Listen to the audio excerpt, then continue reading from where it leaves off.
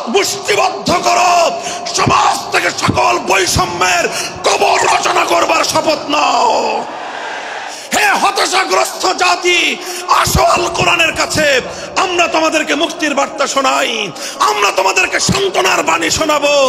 আসো হাতে হাত রাখি, সমস্ত বৈষম্য, জুলুম, স্বৈরতন্ত্রের কবর রচনা করে আল্লাহর কোরআনের সমাজ গড়বার জন্য হাতে হাত রাখি। যদি ইনসাফ কায়েম না করা যায়, ইসলাম অনুসরণ করা যায় না। যদি বেইনসাফের বিরুদ্ধে লড়াই না করতে পারো, মিথ্যে মুসলমানিত্বের দাবি ত্যাগ করো।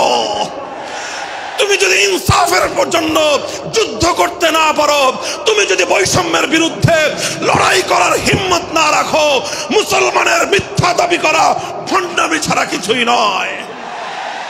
আর সর্বোপরি যদি একটি বৈষম্যহীন সমাজ গড়বার জন্য শাহাদাতের রক্ত দিতে হয়, আবু সাঈদদের মতো বৈষম্যের বিরুদ্ধে বুক পেতে দিয়ে জীবন দেওয়ার জন্য শপথ নিতে হবে। কোরআনে পাকের এক একটা আয়াত, কোরআনের এক একটা বিধান আল্লাহর জমিনে বাস্তবায়ন করার জন্য আমাদের জীবন যৌবনের বাজি লাগায় দিতে হবে, বাজি লাগায় দিতে হবে ইনশাআল্লাহ। ইনসাফ কায়েম করতে গিয়ে ছুরি যদি নিজের সন্তানের হাতের উপর দিয়ে যায়, সে হাত স্তব্ধ হয়ে যাবে না, সে হাত থমকে দাঁড়াতে পারবে না। যেখান দিয়ে ইনসাফ যাবে সেখান দিয়ে ইনসাফকে চালিয়ে দিতে হবে। এই সমাজ, এই জমিন এখন বিপ্লবী চায়। সে বিপ্লব আব্রাহাম লিঙ্কনের আদর্শের বিপ্লব নয়, সে বিপ্লব কার্ল মার্কস, মাও সেতুং আর লেনিনদের বিপ্লব নয়। বাংলার মাটি আরেকটা বিপ্লব দেখতে চায়, সে বিপ্লব হবে আল কোরআনের বিপ্লব, সে বিপ্লব হবে ইসলামী সমাজ গঠনের বিপ্লব। সেই বিপ্লবের জন্য 2000 যুবক নয়, যদি 2 লক্ষ যুবকের তাজা বুকের শাহাদাতের রক্তের প্রয়োজন হয়, সে রক্ত দেওয়ার জন্য শহীদ ঈদগাহে কারা কারা জমায়েত হবে, কারা কারা জমায়েত হবে। হ্যাঁ, এটা শুধু কথার কথা না, শপথ। এটা কথার কথা না, শপথ। এটা অঙ্গীকার। কার সাথে? কার সাথে? যেই অপরাধ করে মন্ত্রীর দুলাভাই ছাড়া পেয়েছে, যেই অপরাধ করার পরে এমপির শালার শাস্তি হয় নাই, যেই অপরাধ করার পরে শিল্পপতির বিচার হয় নাই, যেই অপরাধ করার কারণে রাজনৈতিক নেতার কোনো বিচার হয় নাই, একই অপরাধ দুর্বল, গরিব, অসহায় মানুষ করার পরে তার উপর আইনের শাসন 100 ভাগের জায়গায় 200 ভাগ বাস্তবায়ন করা হয়। আল্লাহর নবী বলেছেন, পৃথিবীতে ইসলাম এসেছে শুধুমাত্র ইবাদত, নামাজ, রোজার, হজ, যাকাতের বিধান বাস্তবায়নের জন্য নয়। ইসলাম দুনিয়াতে আগমন করেছে, তার আগমনের অন্যতম উদ্দেশ্য হলো সমস্ত বৈষম্য দূর করে, জুলুম আর বেইনসাফি দূর করে বিশ্ব সভ্যতায় ন্যায় এবং ইনসাফ কায়েম করা।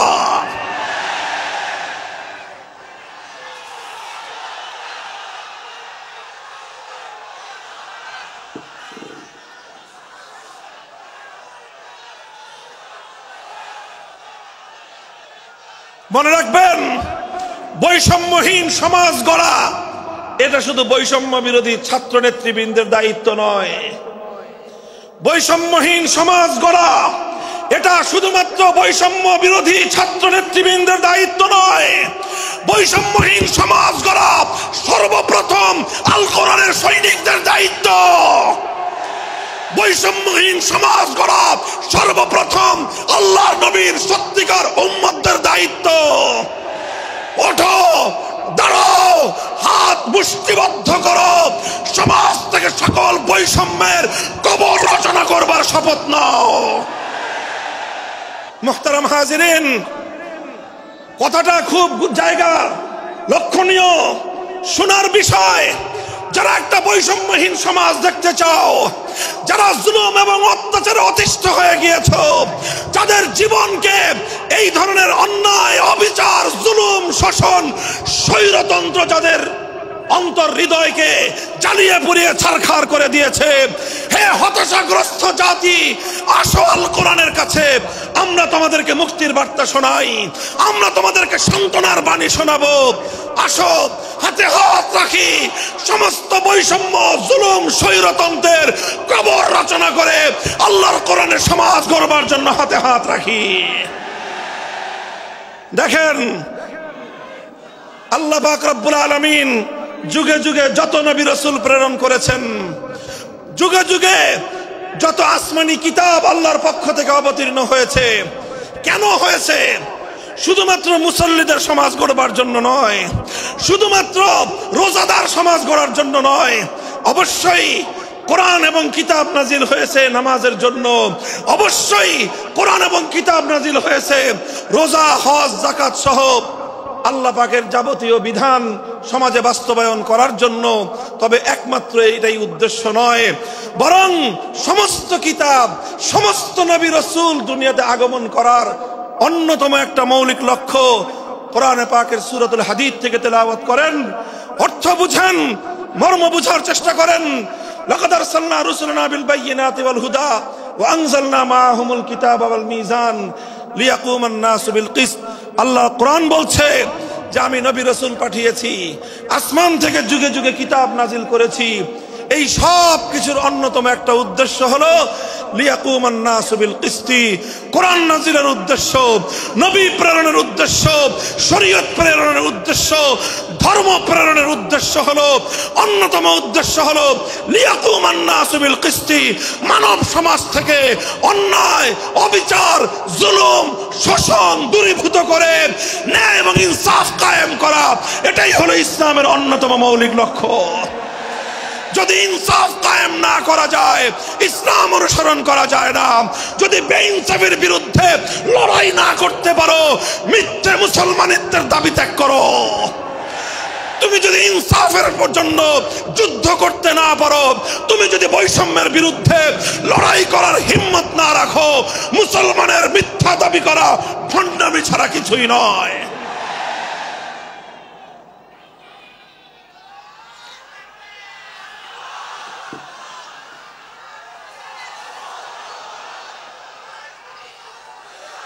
এই জন্য আমাদেরকে বুঝতে হবে, আমাদের জীবনের অন্যতম মিশন, যে জন্য আল্লাহ তার নবীদেরকে পাঠিয়েছেন, নবীদের জীবনের মিশন যা ছিল, নবীর উত্তরাধিকারী, নবীর অনুসারীদের জীবনের মিশনও সেটাই হবে।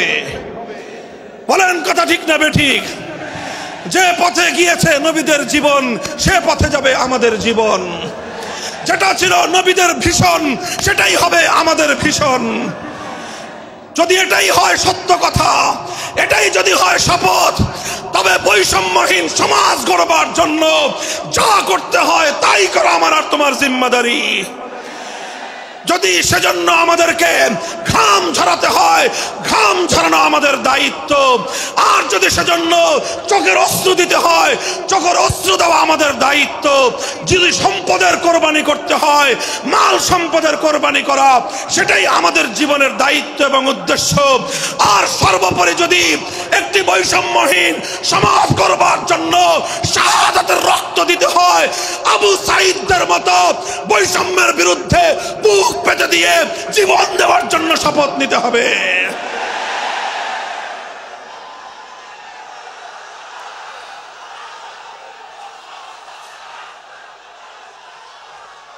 এই প্রস্তুত থাকবেন তো ইনশাআল্লাহ? আল্লাহর নবী বললেন এই বৈষম্য চলবে না, এই বৈষম্য জাহিলিয়াত, এই বৈষম্য মূর্খতা। সমাজের মধ্যে নিজের দলের লোক অন্যায় করলে পাগার পার, বিরোধী দলের লোক অন্যায় করলে আইনের শাসনে 100 ভাগের জায়গায় 200 ভাগ। নিজেরা অপরাধ করলে সেই অপরাধীকে ছাড়িয়ে নেওয়ার জন্য সমস্ত আয়োজন।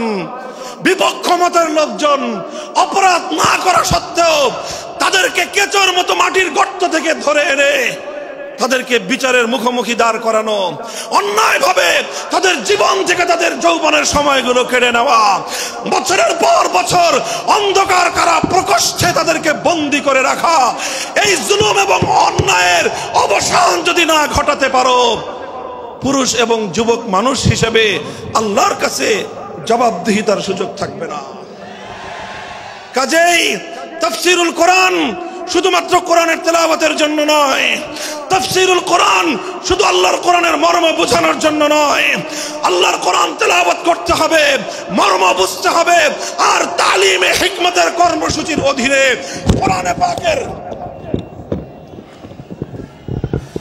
কোরআনে পাকের এক একটা আয়াত, কোরআনের এক একটা বিধান আল্লাহর জমিনে বাস্তবায়ন করার জন্য আমাদের জীবন যৌবনের বাজি লাগায় দিতে হবে ইনশাআল্লাহ।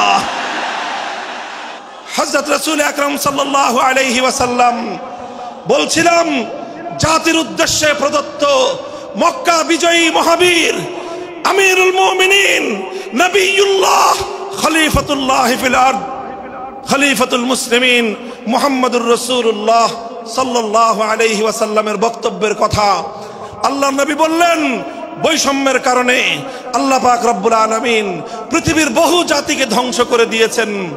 সুতরাং শুনে রেখো, আমার দ্বারা বৈষম্য হবে না।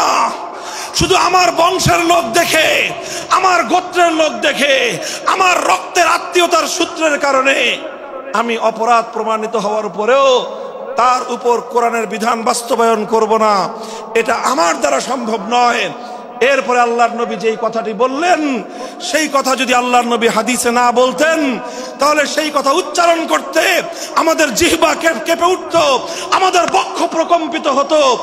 আল্লাহর নবী বললেন, ওয়াল্লাহ লাউ আন্না ফাতিমাতা বিনতা মুহাম্মাদিন সারাকাত লাকাতাতু ইয়াদাহা, ওয়াল্লাহি লাউ আন্না ফাতিমাতা বিনতা মুহাম্মাদিন সারাকাত লাকাতাতু ইয়াদাহা। শুধু আমার দাদির গোত্র, আমার বংশের ফাতেমা নামনি মহিলা নয়, আজ যদি আমি মুহাম্মদুর রাসূলুল্লাহর কলিজার টুকরা মেয়ে, আমার জীবনের সবচেয়ে আদরের সন্তান ফাতেমা যদি আজকে চুরি করে ধরা পড়তো, আমি আল্লাহর শপথ করে বলি, আমি তার হাত কেটে দিতে এতটুকু দ্বিধা করতাম না। মুহতারাম হাজিরিন, এটাই হলো তালিমে হিকমত। আল্লাহর কোরআনের বিধান বাস্তবায়ন করতে গিয়ে ছুরি যদি নিজের সন্তানের গলার উপর দিয়ে যায়, ইব্রাহিম খলিলুল্লাহর মতো ছুরি চালায় দিতে দ্বিধা করা যাবে না। যদি ইনসাফ কায়েম করতে গিয়ে ছুরি যদি নিজের সন্তানের হাতের উপর দিয়ে যায়, সে হাত স্তব্ধ হয়ে যাবে না, সে হাত থমকে দাঁড়াতে পারবে না। যেখান দিয়ে ইনসাফ যাবে, সেখান দিয়ে ইনসাফকে চালিয়ে দিতে হবে। রাসূল আকরাম সাল্লাল্লাহু আলাইহি ওয়াসাল্লাম ঘোষণা করলেন, আল্লাহর আয়াত নাযিল হলো, ইয়া আইয়ুহাল্লাযীনা আমানুত্তাকুল্লাহ ওয়া যারু মা বাকিয়া মিনার রিবা ইন কুনতুম মুমিনিন। হে মুমিনগণ, সুদকে তোমরা পরিহার করো যদি ঈমানদার হয়ে থাকো। যদি ঈমানদার হয়ে থাকো, কি করো তোমরা? সুদকে পরিহার করো। কি করো? ইত্তাকুল্লাহ, তোমরা আল্লাহকে ভয় করো। ওয়াজারু মা বাকিয়া মিনার রিবা, সুদের যা অবশিষ্ট আছে এই সব কিছু তোমরা পরিহার করো। আর যদি না করো, সুদ যদি তোমরা পরিহার না করো, ফাজানু বিহারবিম মিনাল্লাহি ওয়া রাসূলিহি, আল্লাহ এবং তার রাসূলের পক্ষ থেকে যুদ্ধের ঘোষণা শুনে নাও। হে জাতি, হে মুসলিম সম্প্রদায়, আমরা তোমাদের কাছে পয়গাম পৌঁছে দিতে চাই, আল্লাহর উপর বিশ্বাসী জাতি, আল্লাহর নবীর উপর আস্থাশীল জাতি কোনোদিন সুদি কারবার করতে পারে না। সুদ ভিত্তিক অর্থ ব্যবস্থা দিয়ে তাদের সমাজ চলতে পারে না। আল্লাহর উপর বিশ্বাসীদের সমাজ যদি হয় সুদ ভিত্তিক, তার অর্থ হলো রাত দিন আল্লাহ এবং তার রাসূলের সঙ্গে তারা যুদ্ধে লিপ্ত। যেই মুসলিম জাতি আল্লাহর সাহায্য নিয়ে বিশ্বব্যাপী বিজয়ী হওয়ার স্বপ্ন দেখে, সে মুসলিম জাতি যদি স্বয়ং আল্লাহর সঙ্গে যুদ্ধে লিপ্ত থাকে, তাদের জীবনেও কল্যাণ এবং বিজয় আসার সম্ভাবনা নাই। এই জন্য মুসলিম জাতির উত্থানের জন্য, মুসলমানদের বিজয়ের পূর্ব শর্ত হলো সুদ পরিহারের মাধ্যমে আল্লাহর সঙ্গে যুদ্ধ বন্ধ করতে হবে, আল্লাহর পক্ষ থেকে সাহায্য চাইতে হবে। কোরআনের আয়াত, সূরা বাকারার আয়াত, এই আয়াত নাজিল হওয়ার পরে আল্লাহর নবী শুধু তেলাওয়াত করে দায়িত্ব ক্ষান্ত করেন নাই, শুধু সুদের মর্ম বুঝিয়ে নিজের দায়িত্ব ক্ষান্ত করেন নাই। তৃতীয় দায়িত্ব তালিমে হিকমত, সুদকে সমাজ থেকে সমূলে উৎখাত করার উদ্যোগ নিয়েছেন। বলেন সুবহানাল্লাহ। শুধু আলোচনা করে বক্তৃতা দিয়ে নবীর দায়িত্ব শেষ হয় নাই, শুধুমাত্র তাফসীর করে দিয়ে নবীর দায়িত্ব ক্ষান্ত হয় নাই, বরং এক একটা বিধান, আল্লাহর এক একটা আয়াত কিভাবে সমাজে বাস্তবায়ন করা লাগে, করা যায়, নবীজি প্র্যাকটিক্যাল ভাবে তার উদ্যোগ গ্রহণ করেছেন। কিভাবে উদ্যোগ নিয়েছেন? সুদের বিরুদ্ধে কি উদ্যোগ নিয়েছিলেন? কিতাব উল্টান, হাদিসের কিতাব, বুখারী শরীফের হাদিস, নবীজি ঘোষণা দিলেন, আলা ইন্না রিবাল জাহিলিয়াতি মাওদুউন তাহতা কদামাইয়া। জাহিলিয়াতের যুগে যত সুদের কারবার চলতো, ইসলাম এবং আল কোরআনের সমাজ গড়বার পর সেই জাহিলি যুগের রীতি, সুদ ভিত্তিক অর্থ ব্যবস্থা মুসলিম সমাজে আর থাকতে পারে না। নবীজি বললেন, সুদের কবর রচনা করলাম আমি আমার পায়ের নিচে। আল্লাহ নবী আক্ষরিক অর্থে এ কথা বললেন, আমি আমার পায়ের নিচে সুদের কবর রচনা করলাম। এরপরে আল্লাহ নবী ঘোষণা দিলেন, অনেকে আছো তোমরা যারা আগে কুফরির জমানায় জাহিলিয়াতের যুগে সুদের উপর লগ্নি করেছো, সুদের উপর মানুষকে ঋণ দিয়েছো, সুদী মহাজন যারা সুদের ভিত্তিতে মানুষকে টাকা দিয়েছো, এইরকম কাজ কারবার যারা করত, সেই যুগে তাদের মধ্যে একজন ছিলেন স্বয়ং আল্লাহর নবীর চাচা হযরত আব্বাস বিন আব্দুল মুত্তালিব রাদিয়াল্লাহু আনহু। মক্কার ঘরে ঘরে আব্বাস রাদিয়াল্লাহু আনহু মানুষের কাছে ঋণ টাকা দিতেন, টাকা পাওনা ছিল এবং সকল টাকা লগ্নি করা ছিল, বিনিয়োগ করা ছিল সুদের ভিত্তিতে। আল্লাহর নবী ঘোষণা করলেন, জাহেলি যুগের সমস্ত সুদ আমি আল্লাহর নবী মওকুফ ঘোষণা করলাম। সর্বপ্রথম যেই সুদ আমি মাফ ঘোষণা করলাম সেটা হলো আমার চাচা আব্বাসের সুদ। কাউকে আমার চাচার কাছ থেকে যারা ঋণ নিয়েছিল, কেউ আর আমার চাচার সুদ দিতে হবে না, শুধুমাত্র মূল পুঁজিটা ফেরত দিবে। সুদ আজ থেকে কবর রচনা করা হলো। হে মুসলমান, যেই সুদের কবর রচনা করে সেই কবরের উপর ইসলামের বিজয়ের বুনিয়াদ কায়েম হয়েছিল, ইসলামের বিজয়ের কেতন উড়েছিল। অন্যায় বৈষম্যের কবর রচনা করে, সুদ ভিত্তিক অর্থ ব্যবস্থার কবর রচনা করে আজ মুসলমানেরা আবার সেই কবর খুঁড়ে সেখান থেকে জুলুম, অত্যাচার, সুদ ভিত্তিক অর্থ ব্যবস্থাকে কবরের পচা মাল, কবরের মরা পচা করা লাশ মুসলিম সমাজের মধ্যে আবার পুনর্বাসিত করেছে। এজন্যই আজ মুসলমানদের এই অধপতন। যদি মুক্তি চাও, যদি মুক্তি চাও, শুধুমাত্র ইবাদত দিয়ে মুক্তি আসবে না। ইবাদত যেমন করতে হবে, যেরকম নামাজ, রোজা, হজ, যাকাত, তাসবিহ, তাহলিল আদায় করতে হবে, ঠিক একই ভাবে সমাজ সংস্কার করার জন্য সমাজ থেকে জুলুম দূর করতে হবে, বৈষম্য দূর করতে হবে, বেইনসাফি দূর করতে হবে, সুদ ভিত্তিক অর্থ ব্যবস্থার বিরুদ্ধে জাতীয়ভাবে ঐক্য গড়ে তুলে সুদের বিরুদ্ধে যুদ্ধ ঘোষণা করতে হবে। রাজি আছেন তো ইনশাআল্লাহ? আল্লাহ পাক তৌফিক দান করেন। হাত নামান। 3 দফা কর্মসূচি গেল, তালিমে হিকমত সর্বশেষ আলোচনা ও সমাপ্তির দিকে। নবীজির 4 নম্বর কর্মসূচি হলো ওয়ায়ুআল্লিমুহুমুল কিতাবা ওয়াল হিকমাতা ওয়া ইউযাক্কিহিম। ইউযাক্কিহিম অর্থ হলো তাজকিয়া। তাজকিয়ার অনেক অর্থ। তাজকিয়া বলে শুধুমাত্র পীর মুরিদি বোঝানো হয়, তাজকিয়া বলে শুধুমাত্র তাসাউফ চর্চা বোঝানো হয়, তাজকিয়া বলে শুধুমাত্র কিছু ওজিফা আদায় করা বোঝানো হয়। তাজকিয়ার আসল সারমর্ম হলো, একটু লক্ষ্য করে বুঝেন, খুব গভীর এবং তাৎপর্যময় একটা কথা। তাজকিয়ার মূল অর্থ হলো, দেখেন কর্মসূচি ছিল কয়টা? 4টা। 1 নম্বর কর্মসূচি ছিল তেলাওয়াতে কিতাবুল্লাহ, আল্লাহর কিতাবের তেলাওয়াত। 2 নম্বর কর্মসূচি ছিল তালিমে কিতাব, কিতাবুল্লাহ, আল্লাহর কিতাবের মর্ম বোঝানো। 3 নম্বর কর্মসূচি ছিল তালিমে হিকমত, অর্থাৎ আল্লাহর কিতাবের প্রত্যেকটা বিধান, প্রত্যেকটা বিষয়কে প্র্যাকটিক্যাল আমলে পরিণত করা, কার্যে পরিণত করা। কথা ঠিক না বেঠিক? 3 নম্বর কর্মসূচি হলো শুধু আমলে পরিণত করাই দায়িত্ব শেষ নয়, বরং আমলে পরিণত করার পরেও আরো অগ্রসর হতে হবে। 4 নম্বর কর্মসূচি হলো আল্লাহর কোরআনকে নিজের আখলাক এবং নিজের চরিত্রে পরিণত করা। কোরআনকে চরিত্রে পরিণত করা, কোরআনের চরিত্র অর্জন করা।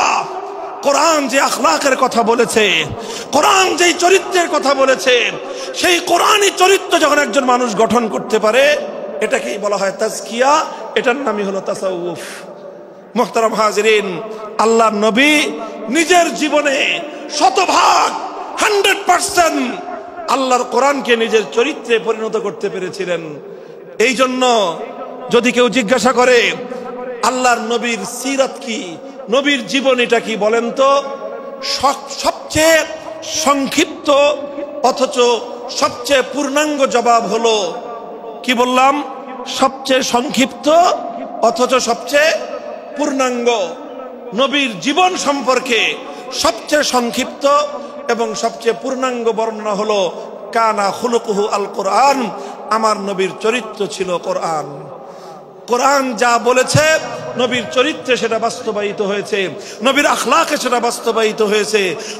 নবীজির কথাবার্তা, নবীজির উঠা বসা, নবীজির আচার ব্যবহার, নবীজির প্রত্যেকটা অ্যাক্টিভিটি, এমনকি চিন্তা চেতনা সব যখন আল্লাহর কোরআন অনুযায়ী তৈরি হয়, তখন সেটাকেই বলা হয় তাজকিয়া। আর এটাই হলো কোরআনকে কেন্দ্র করে চতুর্থ কর্মসূচি। মুহতারাম হাজিরিন, আমি আমার আলোচনা এবার সমাপ্তির দিকে টেনে নিয়ে যাই। আসুন আমরা আল্লাহর কোরআনকে সেন্টারে রেখে একটা সমাজ বিনির্মাণের চেষ্টা করি। সেই সমাজ বিনির্মাণের জন্য প্রথম কাজ, ঘরে ঘরে কানে কানে কোরআনের তেলাওয়াতের আওয়াজ পৌঁছে দেই। 2 নম্বর, প্রতিটি মুসলমানের কাছে কোরআনের মর্ম বোঝানোর চেষ্টা পৌঁছে দেই। 3 নম্বর হলো কোরআনের প্রত্যেকটা বিধান সমাজে, ব্যক্তিগত জীবনে, পরিবার জীবনে, সমাজে, রাষ্ট্র জীবনে বাস্তবায়ন করার উদ্যোগ নেই। চতুর্থ কর্মসূচি হলো আল্লাহর কোরআনকে নিজের আখলাক, নিজের চরিত্রে রূপান্তরিত করার জন্য সর্বাত্মক চেষ্টা চালাই। ইনশাআল্লাহ রাজি আছি তো? ইনশাআল্লাহ রাজি আছেন তো? আল্লাহর কোরআন শুধুমাত্র তেলাওয়াত নয়, শুধুমাত্র তাফসীর আর ব্যাখ্যা নয়, এই কোরআনকে বাস্তবে পরিণত করবার জন্য মুসলমানরা যদি উদ্যোগ গ্রহণ করে, আগামীর বিশ্ব হবে ইসলামের বিশ্ব, আগামীর বিশ্ব হবে আল কোরআনের বিশ্ব ইনশাআল্লাহ। বাংলাদেশ বাংলাদেশ বাংলাদেশ নিয়ে আমার আখেরি বার্তা এখন হলো, বিপ্লবের জন্য বাংলাদেশ উর্বর হয়ে আছে। কথা বলেন ঠিক না বেঠিক?